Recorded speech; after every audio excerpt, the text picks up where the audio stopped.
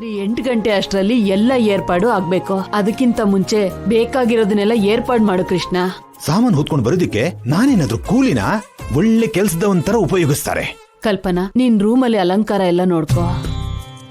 ಅಮ್ಮ ಶಶಿ, ನೀನು ನಿಮ್ಮ ಅತ್ಕೆನ ರೆಡಿ ಮಾಡ್ಬೇಕು. ಏ ಅಭಿ, ನೀನು ನಿಮ್ ಬಾವಂಗ್ ರೆಡಿ ಮಾಡ್ಬೇಕು.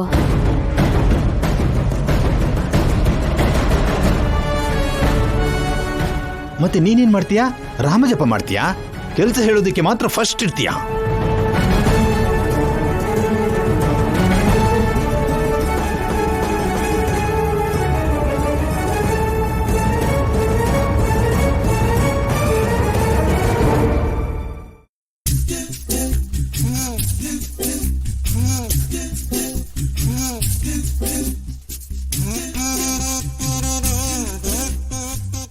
ಬೇಕು ಅಂತಾನೆ ಮಾಡ್ತಿದ್ದಾನೆ.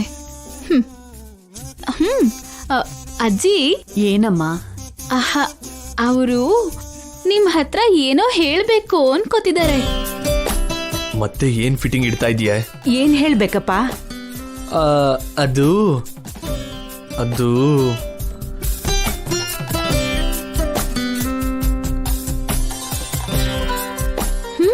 ಹೇಳ್ರಿ.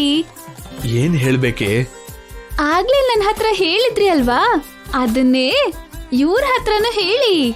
ಮತ್ತೆ ಸಿಕ್ಕಾಕ್ಸ್ತಾ ಇದ್ದಾಳೆ. ಇವಾಗ ಸಿಕ್ಕಾಕೋಬಾರ್ದು. ಅದು ದಿವ್ಯಾ, ಅದ್ ನೀನೇ ಹೇಳಿದ್ರೆ ಚೆನ್ನಾಗಿರುತ್ತೆ ಅನ್ಸುತ್ತೆ.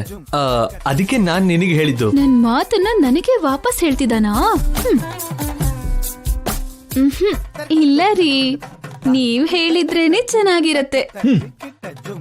ಬೇಗ ಯಾರೋ ಒಬ್ರು ಹೇಳಿ, ಸುಮ್ನೆ ಟೈಮ್ ವೇಸ್ಟ್ ಯಾಕೆ?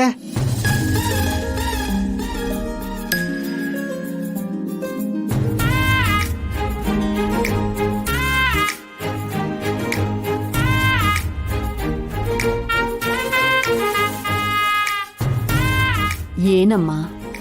ಅಂದ್ರೆ ಅಜ್ಜಿ, ನಮ್ ಮದ್ವೆ ಸಡನ್ ಆಗಿ ಆಗೋಯ್ತಲ್ವಾ, ಇನ್ನು ನಾವು ಒಬ್ರನ್ನೊಬ್ರು ಅರ್ಥ ಮಾಡ್ಕೊಂಡಿಲ್ಲ. ಇನ್ನು ಸ್ವಲ್ಪ ಟೈಮ್ ತಗೊಂಡು ಇದನ್ನೆಲ್ಲ ಮಾಡಿದ್ರೆ ಚೆನ್ನಾಗಿರತ್ತೆ ಅಂತ ಇವ್ರು ಹೇಳ್ತಿದ್ದಾರೆ. ಅದಕ್ಕೇನೆ. ಅಯ್ಯಯ್ಯೋ, ಅಂದ್ರೆ ನನ್ ಮೇಲೆ ನಂಬಿಕೆ ಇಲ್ವಾ ನಿನಗೆ? ಇಬ್ರು ಒಬ್ಬರನ್ನೊಬ್ರು ಅರ್ಥ ಮಾಡ್ಕೊಳ್ಳೋದಕ್ಕೆ ಈ ಮೊದಲನೇ ರಾತ್ರಿಯಪ್ಪ. ಗಂಡ ಹೆಂಡತಿ ಮನ್ಸು ಒಂದಾಗೋದೇ ಈ ಸಮಯದಲ್ಲಿ. ಹೌದಾ ಆಂಟಿ? ಅದಕ್ಕೇನಾ ಮದ್ವೆ ಆದ ತಕ್ಷಣ ಇದನ್ನ ಫಿಕ್ಸ್ ಮಾಡೋದು?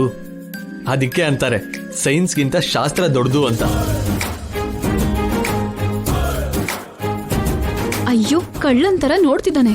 ಶಾಸ್ತ್ರ ಬೇಕು ಅನ್ನೋ ತರ ನೋಡ್ತಿದ್ದಾನಲ್ಲ.